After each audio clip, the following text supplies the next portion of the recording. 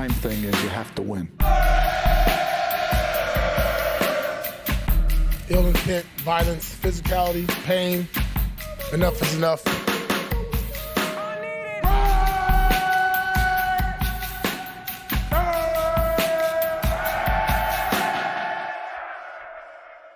All right, welcome back to another episode of the Just Win podcast. That's Vic Hafer. I'm Ted Wynn. That's Tashan Reed. And we are recording a little bit early today because it's been a very news-filled week. News-filled yesterday, actually. But we'll get into all that and we'll preview the Rams game today. Let's start with the Devonte Adams news. Devonte Adams was finally traded to the Jets. I think we all kind of expected that, for a conditional third-round pick that can become a second-round pick if either of these two conditions are met. Either he makes All-Pro, or he starts in the AFC Championship game or the Super Bowl. He kind of dropped in on Aaron Rodgers' podcast yesterday with the Pat McAfee show and all that. So he's in New York. It's done. What do you guys think?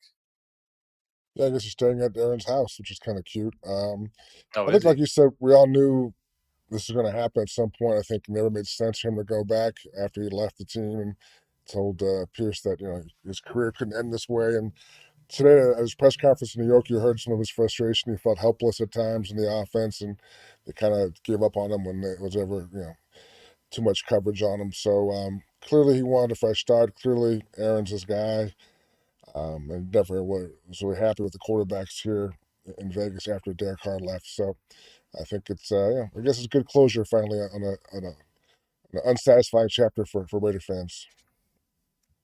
Yeah, I mean, some Raiders fans probably upset towards him after how the things have played out for the past month. But I mean, he really was going to waste in his offense. I mean, we've both written about it all year. Like, even with Devonte Adams on the field, this offense was tough to watch. Without him, obviously, it was worse. But it wasn't like they were scoring a bunch of points, and that's been the case pretty much since he became a Raider. I mean, things didn't go as planned in 2022 with his best bud, Derek Carr. Or I guess it's his second best bud behind Aaron Rodgers.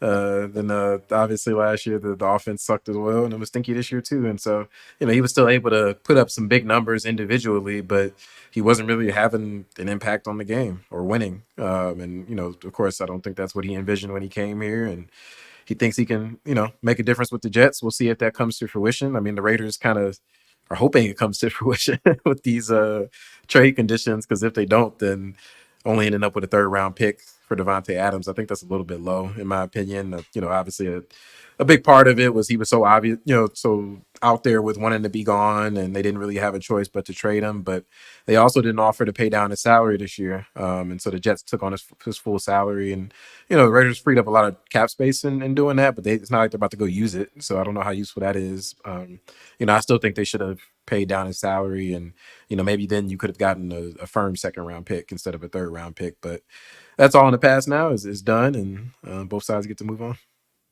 Yeah. Two things. I think Davante and Aaron Rodgers, they belong together. I mean, even when the offense was producing and, he had a very productive first year with the Raiders, there were still moments where, like, there just wasn't that chemistry between him and Carr. There was just something off, whether, like, he wanted the ball on a certain spot on back shoulder, or he wanted, to get this sort of pass against this type of coverage. It was always just never the right fit. And I think for the Raider fans that are angry at Devonte Adams and kind of putting him in a category of Randy Moss and AB and Antonio Brown, I don't think he belongs in that category of disgruntled receivers.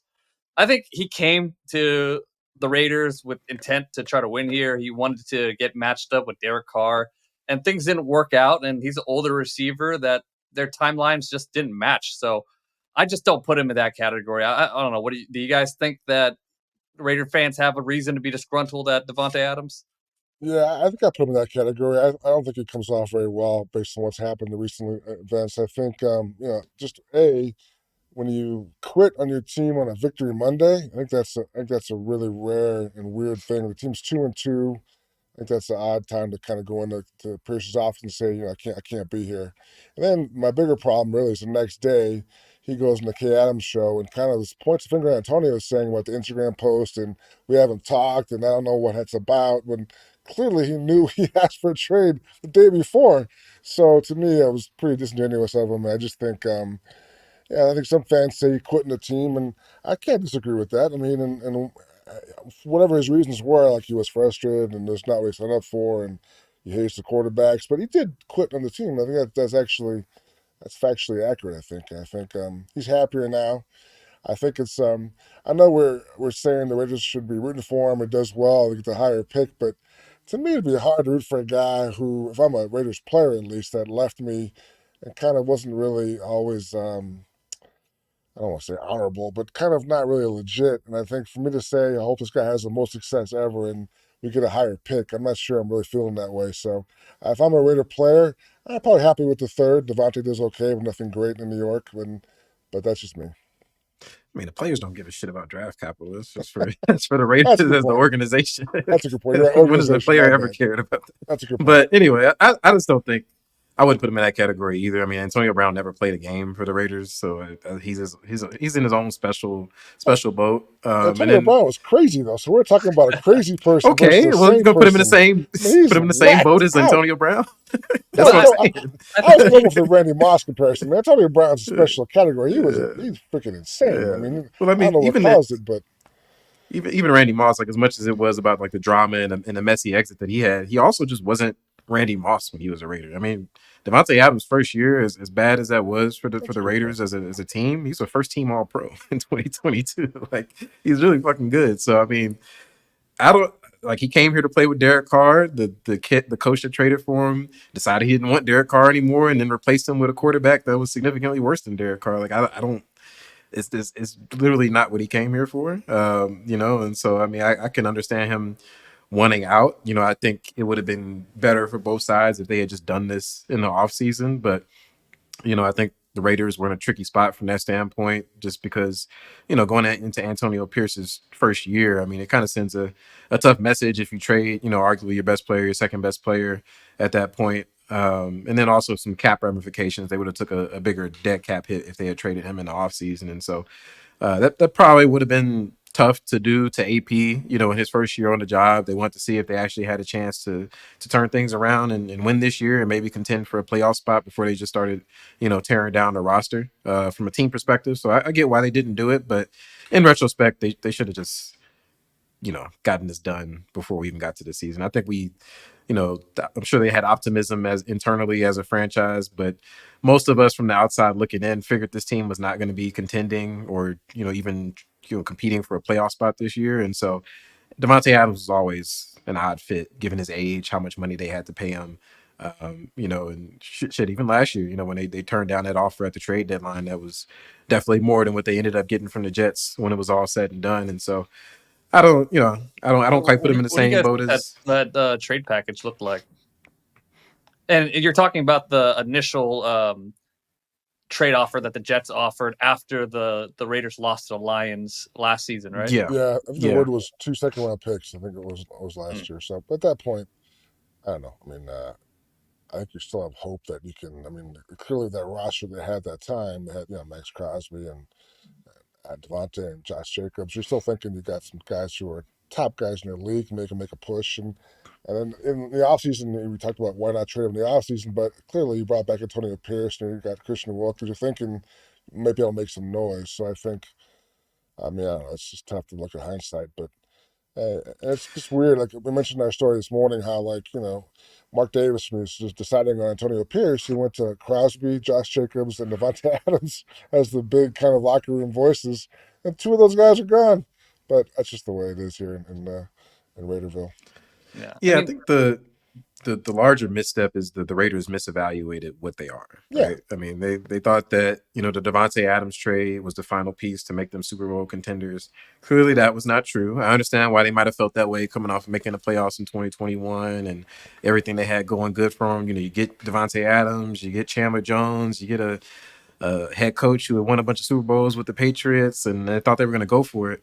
But I think after that 2021 season or 2022 season, like we pretty much knew that was not the case anymore. And especially after they got off to that rough start last year, and got their ass kicked on Monday Night Football against the Lions. Like, this team is not really doing anything. Like this effort was a failed one, and it's time to reset. And I think last year was when they should have realized that. Clearly they didn't, because they went out this offseason and made the kind of in between moves, like spending $80 million guaranteed on Christian Wilkins. But you could tell they weren't all the way into it because they didn't do anything else in free agency. They have like $40 million in cap space or whatever it is, because they basically didn't do anything else, and they didn't try to trade up to get a quarterback. Like they weren't really going for it. And if you're not going for it, just hanging around in the middle and winning 7, 8, 9 games, and it doesn't really do anything for you. And so I think that was the misstep as a franchise, was just sort of hanging in limbo and trying to play it down the middle. Yeah, I think that's where the new GM comes in. You got Tom Telesco comes in, and clearly he knows the momentum you had last year. You finished 3-1. You beat the Chiefs here on Christmas. Everyone's going, it's a huge win. You got this culture, like the old Raider way is back, and you got to honor that at least, and try and give him an impact guy. Christian Wilkins, $85 million was the guy that he brought in. At the same time, as a new GM, you don't want to go like too crazy, make all these moves you're going to regret. And that was the problem when he was in the Chargers. He made a lot of big moves his first year, and kind of some of them backfired. So I think he kind of went half in, half out for that reason. Like, hey, let's give these guys a shot and we'll see where this is. But at the same time, let's not go all in, because we could, I don't want to set us back any more than we'd have to. So I get why he made that approach, but clearly it kind of didn't help the situation as far as where they are right now, but with losing Devonte for a third-round pick. Yeah, and I think I'm pretty critical of the Raiders for not paying the rest of Devontae's salary and not guaranteeing or giving themselves a better chance at a second-round pick, because, I mean, like, it could be you're obviously going to try to go for a quarterback next year, and a second-round pick gives you a little bit more ammo to make that happen if you need to trade up. And you don't get many opportunities to pay for draft picks. This was an opportunity to do it. And I mean, the Browns did it with Amari Cooper, and they got a third-round pick for a much worse play. Amari's just never at the level that Davante was, and they got a third-round pick for him because they paid down his salary. And I think if they paid down Davante's salary, then they would have opened themselves up to different teams like the Buffalo Bills, who did trade for Amari Cooper and start a bidding war that way. But because they didn't want to do it and they were stubborn to do it, then they had to live with what they got from the Jets, which was a conditional second. And let's be honest, the conditions are going to be very hard to meet. The first condition to make all pro is near impossible. I mean, it's week 7. He has like a 100-yard game. It's week 7. He's not going to make all pro unless these voters are going to grade on a curve.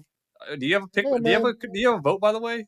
If Rodgers throws the ball 20 times a week, his numbers could be huge. Who knows? Yeah, I mean, it's doubtful, but ultimately that falls on ownership in terms of not wanting to pay down his salary. Like, that's not, even if Telesco wanted to do that or Pierce wanted to do that, like, ultimately the person that has to sign off on that is Mark Davis, and apparently that was not the case. Otherwise, I don't see a reason why they wouldn't do it. It's not like they're in a messed up cap situation and they're straining for dollars. Like, they have a ton of cap space and flexibility. So the only reason not to do it is if Mark Davis didn't want to cut that check, basically. And Mark is rich now. Everybody online is saying Mark doesn't have the money, but he has money now. Am I right? Well, didn't Tom Brady give him $200 million yesterday? Like $200 million is doing okay. But clearly, I mean, I don't know. I won't speak for Mark, but it sounds like it was a matter of principle. Like, I'm not paying a guy who doesn't want to be here. So. Yeah, that's silly. I mean, that could be the case. I mean, I asked him, and we can probably get into it next, but, down at the owners' meetings this week on Tuesday, I asked Mark, about them not trading down Devontae's salary, and he said he didn't want to get into it. But, I mean, yeah, you can read between the tea leaves there. But I think that's just silly, especially with a team that needs as much help as the Raiders need. People might say, oh, what's the difference? Is there really that big of a difference between a third and a second? The answer is yes. And I think, if you can get that, which I think they could have, especially if Amari Cooper's getting a third, and you can, because at that point you could leverage multiple teams against each other. As it was basically just the Jets offering against the Jets, because the Saints didn't have cap space and the Bills didn't have enough cap space, and I don't think the Steelers had enough cap space either. And so you didn't really have any leverage as the Raiders, besides just keeping Adams, and that was bullshit. Like that was never going to happen. Like he wasn't coming back anymore, and so Yeah.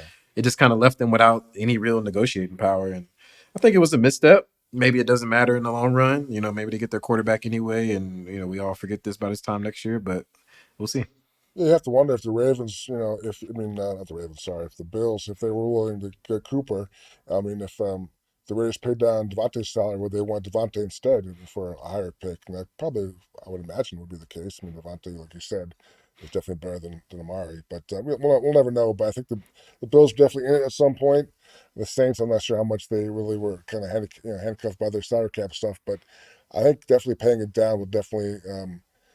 Get more teams in the mix. Whereas now, this way, the way it went down, it's pretty much the Jets wire to wire. They're always the front runner, and they definitely, at some point, they got their guy. Shortly after Aaron's blaming Mike Williams for running the wrong route, they're bringing Davante. So I think he clearly was the guy they targeted as the savior. Yeah, and I mean the fact that Cooper got traded right after the Devonte Adams thing happened, it felt like the Bills were just like, all right, we're not getting Adams, so let's go through with the Amari trade. So I mean, to me, it was just a pride thing, and like this is the stuff that holds your franchise back when like you're making moves like this, and it's just the margins. The margins are so small in the NFL, and when you can't get that second round pick and it goes down to a third because of pride, it hurts your team. And yeah, so anyways, let's talk about the owners meeting. Tashan put on his best suit and he went to go, you know, hang out with the owners, eat caviar and chat amongst them. What did you find out, Sean? Are there photos of Wasn't the too suit? much. Did you put photos on Instagram? Did I miss it? Are there a picture Yeah, somewhere? man, you missed the outfit, man. Had a It's on nice gray Instagram? suit. All right, check Yeah, it out. Follow yeah, Tashan man. Reed on Instagram. You want to see Yeah, man. his See my outfit fits. pictures and his food videos. Yeah, man. I got to go down there and feel poor for a couple hours. This nice ritzy hotel with all these rich people loitering around. But no, I Didn't mean give it you any was caviar. He didn't kick any caviar nah. off the We table. did. They did have some. They did have some steak for Oh. lunch in the media room, and it was definitely well done. So I mean, Ted would have been disgusted if he was in that room. So, but anyway, onto more important things. That's how as much we you hate the media. as we mentioned earlier, Tom Brady and a business partner bought into the Raiders. They acquired about 10% of the franchise, and Richard Seymour, another former Raider, bought about 0.5%. And so Mark Davis kind of was the story of the day, selling a pretty significant portion of the franchise. It's been reported, that's a couple $100 million. We're kind of still nailing that number down. I don't know if that one's completely accurate, but nonetheless, Mark Davis got cut a pretty significant check on Tuesday, and that was also the same day that Devonte Adams got traded. But it's kind of hard to be in a bad mood when you get cut a check for 9 figures, and so he was pretty happy. Jovial mood. In terms of Devonte Adams, he kind of just said, it's kind of the business. Players come and go, and it's kind of how it happens. This has happened a lot to the Raiders in recent years, but on Tom Brady, he was really excited about it, and he was careful with his words because Tom Brady is a Fox analyst still, and there is a rule that unless you're related to the owner or you're the owner, yourself, you can't be a team employee. But Tom Brady, it seems like, is going to have pretty significant say in some football decisions here moving forward. We saw him get welcome at the team headquarters on Wednesday like he was the president or something. I mean, he got standing ovation and gave a speech, and everyone was clapping for forever. So clearly, this isn't just Tom Brady buying in to make some extra cash. It seems like he's going to be involved with things in Raiderland, which I know some fans are feel a little bittersweet about that, but we talked about it last week. I think it could be a good thing for the franchise. Yeah, Mark joked that he's going to, what do you say, he traded Devontae for a third-round pick and Tom Brady, I which is, cringed so hard when I heard that. that was a good line. He also mentioned that maybe Tom can help him pick a quarterback and train him. So all these kind of possibilities just make you wonder. But clearly Mark's very happy about the whole thing, very excited about it, and it definitely overshadows. I'm sure there must be some disappointment about Devontae. I mean, obviously when you bring him here, you have big hopes and big dreams. The way he exited, a little sour taste. So I'm sure Mark's not happy about that. But clearly the Tom Brady thing has him, it overshadows the whole Devontae thing. Yeah, and I don't think Tom's gonna come in and become like a shadow GM or anything. But I think just having somebody that actually knows the game could come in, chime in about quarterbacks here and there, and maybe sit in on a interview for a coach or whatever it is. I think it helps. I think when you're an owner that doesn't have any clue about football, I never ever heard Mark ever make any football statement ever. I think it helps to have somebody that knows the game, been part of a winning organization. I think that all helps. So yeah, we'll see what happens. But man, I mean, I get why he wants to be a commentator because it is a very lucrative business. But the restrictions he has, like, how is he going to do his job? Like, he can't go into another team's facility. He can't criticize any other teams or officials. Like, he can't do things that he needs to do to be good at his job. I mean, we'll see what he says, but to me, my assumption is that, I mean, based on what's happened, he'd rather be an owner than an announcer. I think long term, that's what he's looking at doing. So, like you said, it doesn't make sense. I can do both and do a good job at both. So, to me, I just think what he's done here, I think my guess is that he probably goes, leaves broadcasting at some point and they go back to Greg Holst as number one guy. But we'll see what happens. But to me, clearly, it shows to me he's more interested in being an owner than being a broadcaster. Yeah, the way he does it is he looks at the contract, sees that 10 years, $375 million, and he keeps fucking doing it. I think you're probably right. He's more interested in ownership than he is commentating. But I don't think he's just going to quit it. I mean, could see a situation where Fox buys him out of the contract or something of that nature. But especially considering, you just have to spend a pretty significant chunk of change to buy into the Raiders. Like, making $37 million a year kind of helps a little bit, but he'll be making money. Of course, the Raiders I think they're top 5 in revenue right now, so he's going to make a bunch of money, from his equity stake as well. So he'll probably recoup that in the not too distant future. But I don't think he must have so much money. He's got all the money he's made on the endorsement money, all the companies he has. He lost. He lost a pretty big change of it to that crypto company Bitcoin? Didn't he have Giselle money? It wasn't Giselle Bitcoin. alimony? It was a different company that had to do with crypto, or it was like a company that you had to go through to invest into crypto or something like that, and then they ended up being a big scam and lost a ton of people money. And so, I'm not counting Tom Brady's pockets, but I mean, like he was a player that, especially when I was using the Patriots, he did take a bunch of pay cuts. Like, that's true. He could have made so much more money than he did. And, Tom Brady's filthy rich, of course, but I don't know that he's like a billionaire. Well, the other side of the coin is, if you're Fox, would you want him doing this with all these limitations? At some point, maybe buying him out is the best option, because that's the other thing. I think they're looking at, like, and they're hearing everyone saying, how can he do his job if he has? I mean, so maybe that's the out, but we'll see. Yeah, I mean, they both agreed to all the restrictions before the season started, and so it hasn't. I haven't listened to him commentate a game, so I can't really speak on how good or bad he is. But it sounds like people are pretty lukewarm on him as a commentator, and so I'm saying, if you're a Fox executive and you watch today's video of him walking into the Raiders building to a standing ovation, you're like, I'm not sure this is really a good look for us to have him as our number one broadcaster, but whatever.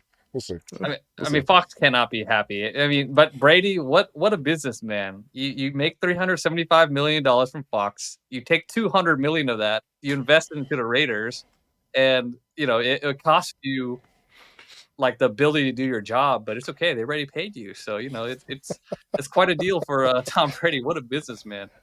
Yeah, but Brady aside, he also talked a little bit about the state of the franchise. Obviously, Mark Davis isn't happy with the 2-4 start to the season, but he did, give a little, expression of confidence to Tom Telesco and Antonio Pierce. He said it's not going to be quick, what they're trying to pull off, which kind of sounded like rebuildy to me a little bit. Like, I mean, he didn't quite say that, but it seemed like he's given them patience to build this thing back up. I'm sure he wanted them to be competitive and maybe make a playoff push this season. But even if they don't, it doesn't seem like he's, got an itchy trigger finger in terms of doing what he did last year and making a mid-season change or anything of that nature. And so, based on how he was talking and his mood and things, like, I think something pretty drastic would have to happen for any sort of changes this season. I know it's something that people have been asking about a lot in the wake of the Davante trade, and then Tom Brady involvement. Is he going to want his own it's like some Bill Belichick shit out there today and all that kind of stuff. But I don't get the sense that the Raiders are making, regime changes this year. I think the fallback is that, like, you remember before the draft, everyone was talking about, we need a quarterback. We need a real quarterback. Can't have any more stopgap guys. That was all the talk, with Mark and Antonio and even Tom. And clearly they didn't get one. So that's kind of, they know that, so they can follow. You know what? We knew that's what we needed. We didn't get one. So we can't really be too harsh on what's happening because that's still our main mission going forward. So I think you can always go back in that and acknowledge that you didn't really get what you wanted, and that can still happen next year. So therefore, you can't really you fire too many people. I think based on this year's record. Yeah, but do you think it's concerning if Antonio Pierce keeps making just kind of bad game management decisions for his future? It's not It's good. concerning. They want him to get better at Yeah. it, but I don't think he's going to get fired for that. Yeah. I don't see that happening.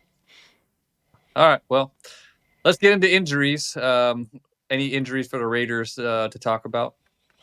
They had a long list of guys today, but it is Wednesday, so a lot of guys are using them as rest days. The one guy I'd be concerned about is Dylan Parham. I don't think he's coming back this week. I'm not sure how long he'll be out, but I think was it Jordan Meredith came in last week and played for him when he left the game, and I thought Jordan did a pretty good job when I watched him.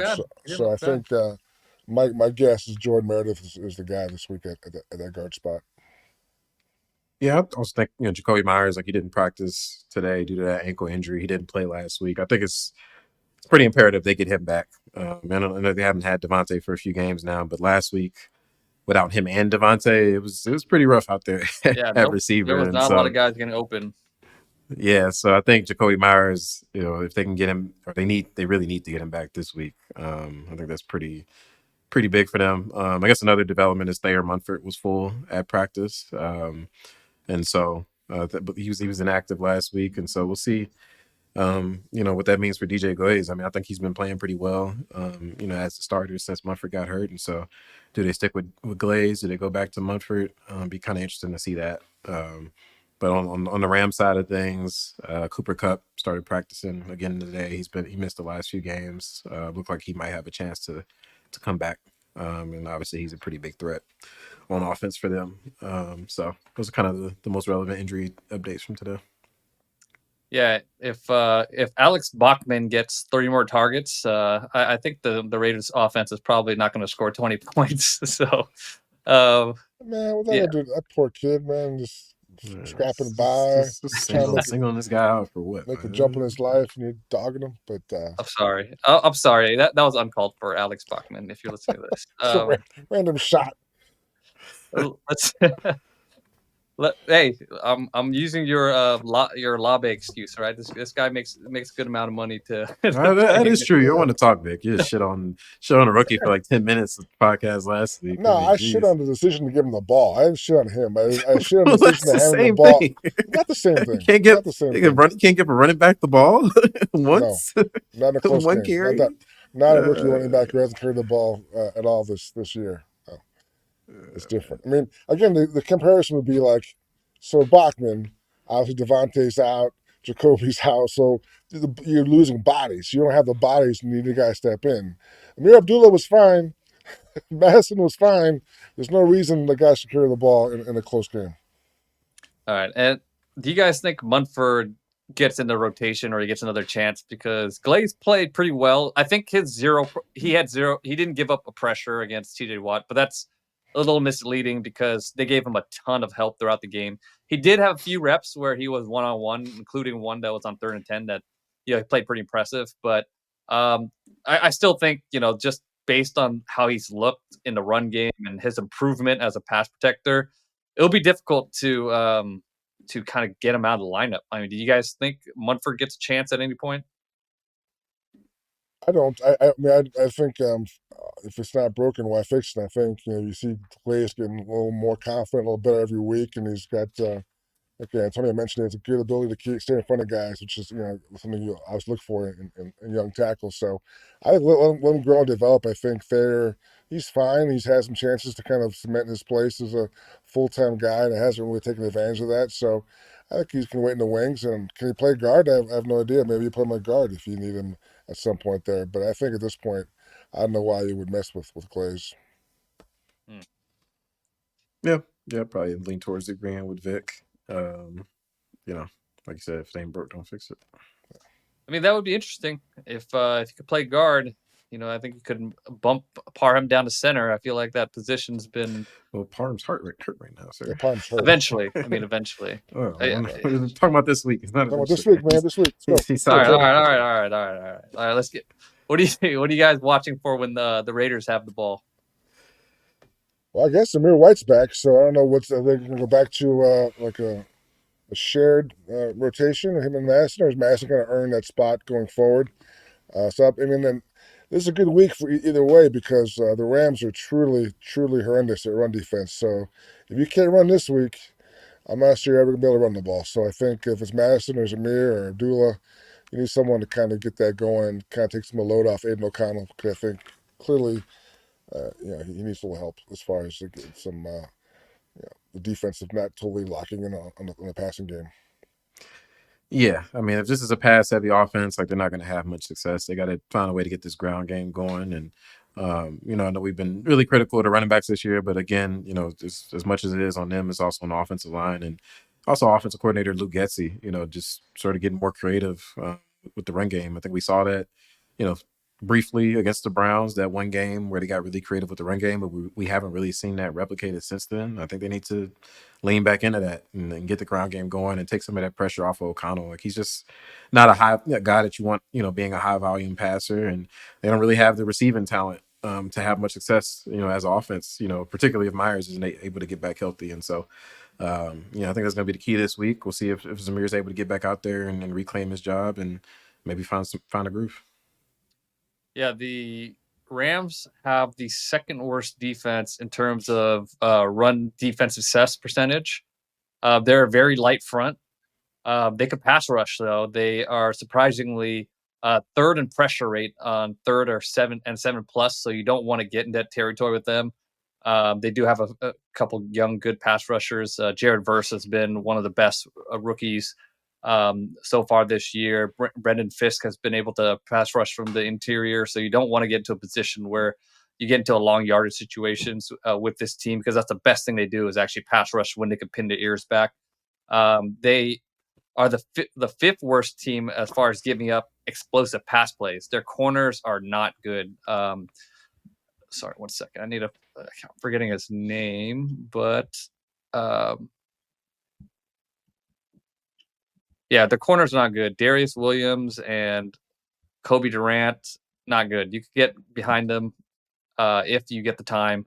So you could create some explosive passes. But the key is, again, be a little bit more efficient in a run game. I think the Raiders' run game has gotten better since the beginning of the year, but it's more like they hit some explosive plays a little bit more often, but they're not very efficient. Against the Rams, you want to be able to, get 4 or 5 yards and stay out of those long yardage situations. JPJ had his worst game of the season against Cameron Hayward, but Hayward is one of the best interior defensive linemen in the league, and he got kind of a baptism by fire. He's not going to face anybody nearly as good against the Rams in run defense. So we'll see if he can bounce back. But not having Parham will hurt, but I thought Meredith played fine. We'll see if they can. Not good, just fine. No, yeah, he played better than average for sure. There were a few reps where average is good, right? Yeah. Okay. So, he's all right.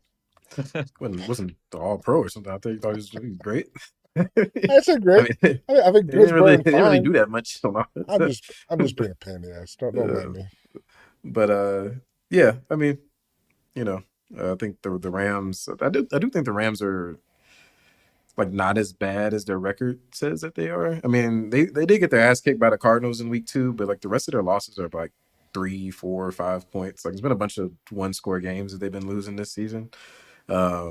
So I wouldn't get too comfortable with like thinking this is like, they're for sure they're gonna beat the Rams definitely. No, so I don't think anyone's doing that, especially if Cup comes back. I think if Cup comes back, then it's gonna be a load. But we'll see. I mean, I'm curious how the players respond. I think clearly they've got blown out twice in a row now. But I think the whole Davante thing, they finally have some closure and him being gone, I think that'll be good for everybody. We'll see if they can respond to kind of having the guys who they can say really want to be here going forward, kind of thing, and kind of show that they have some pride. So we'll see.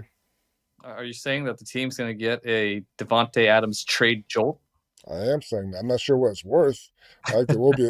There's going to be a small jolt, maybe not an earthquake kind of jolt, maybe like a little aftershock, but we'll see.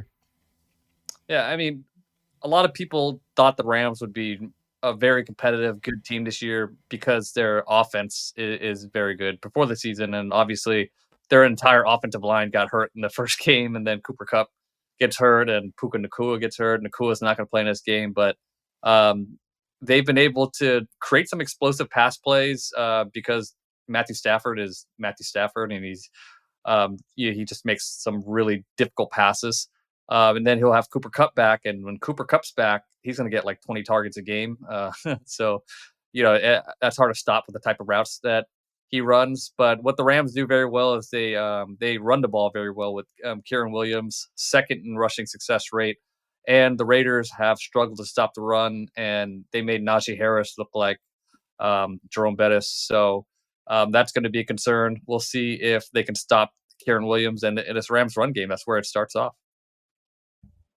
Yeah, I mean, I just want to see if they can tackle. I mean, we talked about it a lot last week, but like they're like the worst tackling team in the league right now, and again, the defense they suffered a lot of injuries. They have a lot of reasons to have excuses, but it's still NFL players out there, man. That tackling's been really really awful, and so I think the Rams they typically like to play a physical style of football, and if those woes continue, it might be a long afternoon for the defense. So I think that's definitely the thing to watch when the Rams have the ball. Yeah, tackling is an issue. There were times when it looked like they had Najee Harris completely bottled up, and then he'll just come pop out at the other end. Like it is an issue, and Kieran Williams is a better back than Najee is, so they're gonna have to wrap up. And just a side note, I think Divine Diablo played one hell of a game against the Steelers. He was one of the lone bright spots against the Steelers. I thought it was probably the best game I've seen him play because he's always had that ability to make those flash plays, but then he'll have like 3 or 4 plays where you're just like, what the hell is he doing? But I thought in this game, he was just he was where he needed to be. There was not a lot of mental errors, and you had those big flash plays. And he even had an interception that was taken away by a very questionable roughing the passer penalty. So it's good to have him and Spillane back together. All right, matchups of the game. What are you guys looking for as far as matchups? I think it's kind of hard to say with Kupp since they move him around so much, but he spends a good amount of maybe most of his time in the slot. What do you think, Ted? Yeah, he spends most of the time in slots, and even then when he's outside, he's going to be running in breaking routes a lot, running those type of option routes where he ends up inside. Yeah. So I think he'll be matched up with Nate Hobbs a fair amount. Yeah, I would circle that. I think Cooper Kupp and Nate Hobbs. I think obviously that's going to be their game plan is to feed Cooper Kupp the ball the entire game, and Nate Hobbs is going to get a lot of action in that matchup. And so is he able to hold up? And if he is, that could help make this Rams offense more one dimensional because I don't think they really have anybody else in the pass game that really scares you. And so I think that matchup is scare you? Not really. Not personally. Tutu. But I think that's my matchup. That's a good matchup. I like that one. I think the other side of the ball, I think obviously Bowers has kind of gotten better and better, and he's kind of the guy we all thought he was going to be. And I think I don't have any stats handy, but I've heard that the Rams are not great at covering tight ends. They've had been exploited in the past there, so I think if that's true, that'd be a huge thing for not only for Brock Bowers, also Harrison Bryant, who's a very solid pro, had some catches last week. I think Harrison Bryant kind of taking over for Michael Maris, and he's been out. So I think a couple tight ends who can catch the ball and make some plays could be dangerous in this game. Yeah, Brock Bowers, man, he is. Well, I think he's leading the league in receiving yards for tight ends right now, right? I believe so. I think he's still. I think he was. Kelsey's kind of come back on again of late, but I think it's probably close. Yeah, but what a draft pick. I mean, this guy looks like he's at least a top 5 tight end right now. And, I think blocking was supposed to be his weakness, but he's a pretty decent blocker. I mean, they're not smartly not asking him to go, one-on-one with the defensive end base blocker or anything, but they put him on a move. They help him with double teams, and he's fine doing those things. And then obviously, the receiving end of it, I mean, he's just he's been amazing. So it's rare that you see a Raiders draft pick and you don't have to squint to say, is he good? Is he not? This guy is very clearly one of the best tight ends already, and I wouldn't be surprised in a few years we're not talking about him like the top tight end in the league. I'll say this though: if you take a tight end at 13 in the NFL draft, he has to be a top 5 tight end. I'm like, the tight end. But he looks like it already. Yeah, I'm saying he is. I'm saying that's kind of where the bar was. You get picked that high in the draft as a tight end, because there's some there were no defensive players at that point that were taken. So you choose a tight end over the best defensive guy in the draft. So I think the bar to me, it has to be really high already. So he is probably a top 5 guy already, and to me, he had to be to kind of make that draft pick be a worthwhile one. It's so high. Yeah, I don't think we thought it would be right away though. I think even with drafting him that high, like if he's not top 5 as a rookie, I don't think you can call it a bust or anything. I would have. I would have said it's a bust. I would like this bad pick. Top 5 as a rookie. Tough on his top 5 as a position. rookie. Yeah, that's kind of crazy. But I think the fact that he's looked as good as he has, especially given the Raiders' recent history of first round picks, like definitely got to give him all of the flowers in the world for that one. Does he make up for all the misses? No, probably not. But. Nobody can. Not unless you get Patrick Mahomes in the draft or something. I think we had today's story. Like I think, they traded the 2022 first round pick for Davante. So between 2019 and 2022, they had 7 first round picks. They have nothing to show on the roster for those 7 first round picks, which is pretty amazing. Yeah, it's pretty bad. That's why the proposed trade that all these analysts are making for Max Crosby for 2 first round picks, it don't make sense. They don't do well with first round picks. Just never use them again. Never, yeah. Don't even use them. Well, my matchup will be DJ Glaze against Byron Young. He rushes off the right side a lot. DJ Glaze obviously has improved week to week. I'm curious to see if maybe they'll trust him to play a little bit more one-on-one. Byron Young, good young player, but not a level of TJ Watts. So, maybe if he can block him one-on-one, that kind of opens up for things for the offense a little bit, because you don't have to keep in a guy to chip and those sort of things. All right, let's get into X factors. Who are you guys X factors? Dylan Olave. No, I'm just kidding. Redemption. Give him the ball back to prove that it wasn't a mistake. No, I think the X factor for me is going to be Aiden O'Connell. I mean, I'm the quarterback in the X factor, but I think for most of us, the bar has gotten maybe too low. I think he had some success last year. I think last week he didn't do very well, and I think like Antonio Pierce mentioned, like there were some plays deep that were drawn up that he thought were there, and Aiden didn't let it rip. So I think he has to be more aggressive this week. I think it's a good matchup. And I think. To me, there's definitely a ticking clock on him. I don't think he gets the rest of the year, so I think he has to kind of show some growth and some improvement, or else you kind of go back to Gardner or whatever. But I don't think you give Aiden the rest of the season, no matter what. I think he has to show that he can be a guy you can think can improve over time. So I need some more aggression from him this week. In my X factor is Luke Getsy. I think I don't know, like watching the game live and even rewatching it, like I don't really think like I saw that many dialed up deep shots where O'Connell just passed on it. I just think the Raiders were just way too timid on offense last week in terms of their game plan and their play calling. And so they already are playing with the odds stacked against them, and they just really have no chance if that's how they're going to call the game. And so I'm really looking for Luke Getsy to ramp up the aggressiveness this week. Yeah, and it's difficult when you're telling your quarterback, no turnovers, play like a hot potato, get rid of the ball, and then at the same time, you want him to, hold the ball and wait for those deep shots to develop. It's mixed messaging. But yeah, I think you have to let your young quarterback just play and let loose. And I don't think Aiden O'Connell has a naturally careless type of player to him. He's not that type of quarterback. But yeah, I think you just got to let your guy let loose and not drill into his head to be so careful with the ball.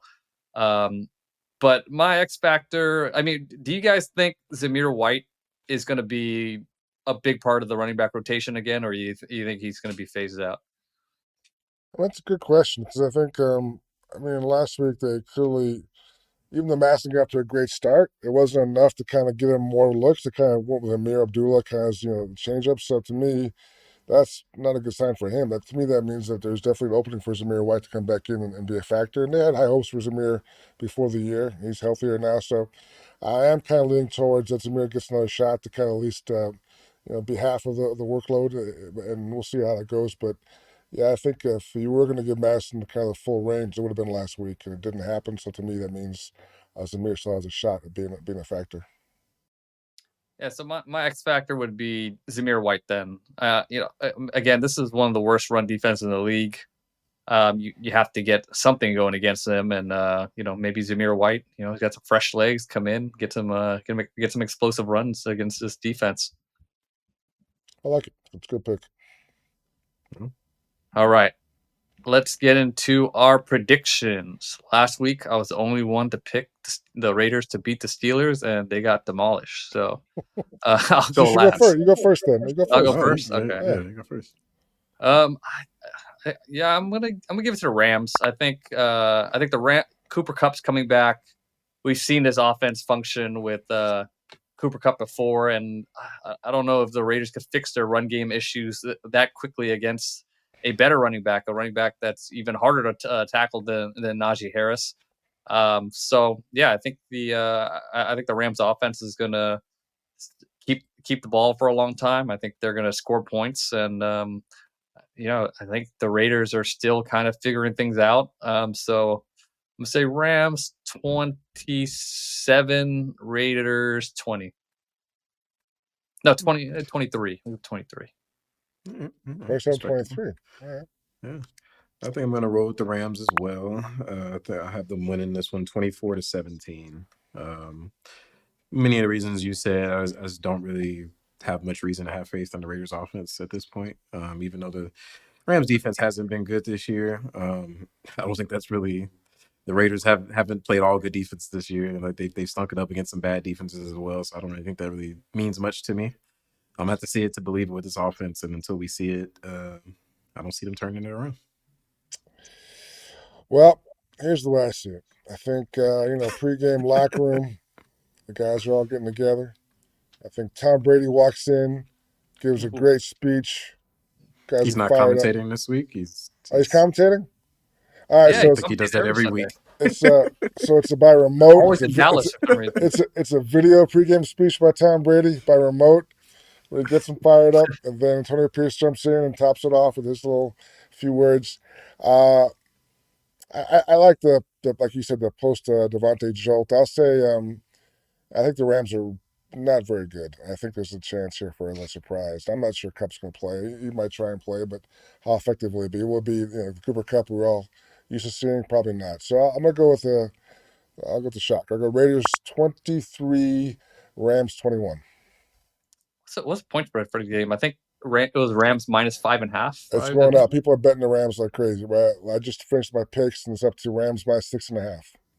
Wow, that's kind of surprising. I mean, I didn't think the Rams would be a good enough team to warrant that big of a spread. But part of that is because Kupp, I think, is coming back and Adams is gone. So that's a pretty big switch, I think, for the common bettor. Like, there's definitely a chance. And plus, the Raiders got blown out twice in a row. So I think you're looking at maybe a team that the public sees is definitely on the decline.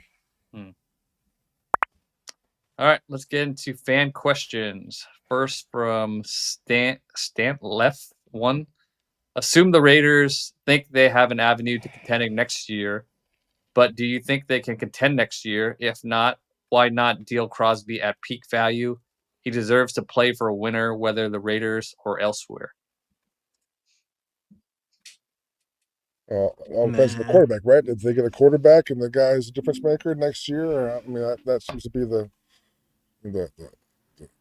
key thing here. So I think, I get the thing where Max deserves to be in the winner, but Max is going to pay a lot of money. So I think Max is, when he wants to be here, he says he likes the Raider mentality. He's got all attached. So I think Max is fine. Just I think it all comes down to the quarterback. We said that last year, and it'll be even more true this offseason. They need a guy who they can think is not a stopgap guy that's their long-term fix at that spot. Yeah, I don't think they have an avenue to contending next year. I know we mentioned the Commanders and the turnaround they made with Jaden Daniels after hitting on that pick. I'm not sure there's a Jaden Daniels tier prospect in this class. That's part of it, but also I just think the Raiders, the team needs a lot of work. I mean, they have a ton of free agents, especially on the defensive side of the ball. Trayvon Merrick, Robert Spillane, Devon Diablo, Malcolm Kuntz, a number of other guys who they haven't, Nate Hobbs, they haven't extended yet. And so a lot of moving parts on defense. We'll have to see how all that shakes out. I think the offensive line still needs help, potentially running back, quarterback, receiver, like basically the entire team. So I don't know about contending next year. But I still don't think that means you trade Max Crosby, for anything short of a Godfather offer, like 2 first-round picks. They have him under contract through 2026 at, I know they gave him a raise this year, but it's still like one of the best bargains in the league for a player his caliber to only be playing him, roughly, I think it's like an average of, 21 million dollars per year. Like that's a steal for Max Crosby. And so I just don't think you give that up unless a team just throws you an insane trade package. And even then, I think they'd be hard pressed to do it. So I don't think the Raiders are contenders next year or really have a path to do it, but I do think that they still hold on to Max Crosby. Yeah, and to me, I think Max Crosby is going to be a guy that ages gracefully. I think he's going to be playing at a high level for a long time, just because he works so hard. And I don't think he's going to be a guy that's going to be declining anytime soon. And he's a culture setter. Like that's the type of guy you want leading your locker room as far as just how hard he works and how much he cares about the game. So, even when you're rebuilding, I think you want that guy in your locker room. So, yeah, I don't think I would trade Crosby unless like you get a grandfather offer like Tashan was mentioning. All right, next. Is it a grandfather offer or a godfather offer? What's the difference? Godfather or grandfather? It's Godfather, I'm right? not sure.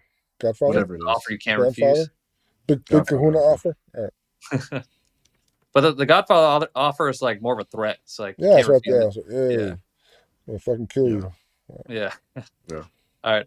Next question. I don't think this staff and team can turn it around. Should they only win 4 games this year? What is your best guess for the next front office, coaches, etc.? Clean house by Breslow. And we'll combine that with the next question. Do you think now that Brady is going to have say in football operations that he's going to want to clean house and bring in his own GM and head coach, or does he not have that kind of power? By Travis S599. Yeah, I mean, I think you could be right about the Raiders only winning 4 games this season. I think even then, I feel like this regime probably gets to see year 2. I think they, just again, the way that they behaved this offseason, like Tom Telesco's clearly taking a patient approach, and the only way you can do that is if the owner signs off on it. And so it would just be especially with them not having a quarterback on the roster and trading away Devonte, or really not having a choice to trade away Devonte with him asking out, like, what do you really expect this season? Like it kind of feels a little bit unfair to either Tom Telesco or Antonio Pierce for them to, get the boot after 1 year based on the circumstances going into the season. And on the Tom Brady front, like I know like we talked about earlier, like I think he's going to be useful for the Raiders, but he's still not the like owner, like he has 5% of the team. Like Mark Davis is still the owner. He still has control. He still makes all the decisions. And so Tom Brady's more of like a consultant. He's more like a, what do they call it? Let's keep the Godfather thing going. What's it called? Consigliere. Yeah, he's like that. He's like that guy, So he's not shooting the shots. Even if he wants to clean house, he can't just wave his hand and make it happen. So, I think it's more so like if it does get to that point, which the Raiders have had enough head coaches since I've been alive for that to be like not too far off consideration. Like if they are having a search or if they are trying to add a quarterback, that's when Tom Brady comes into play as more of a trusted voice and advisor. Hypothetically, though, I mean, I think I mean, Tom Brady just came fresh off of commentating that Cowboys-Lions game, and that Lions offense had probably one of the most impressive outings of the entire season so far. They could have put up 70 against the Cowboys if they wanted to. they let off the gas in the third quarter. They were trying to throw passes to offensive linemen. They were just messing around at that point. So I got to imagine anybody would be pretty impressed with Ben Johnson so far. But who knows if he wants to leave Detroit? But he would be my number one head coach candidate coming into next year.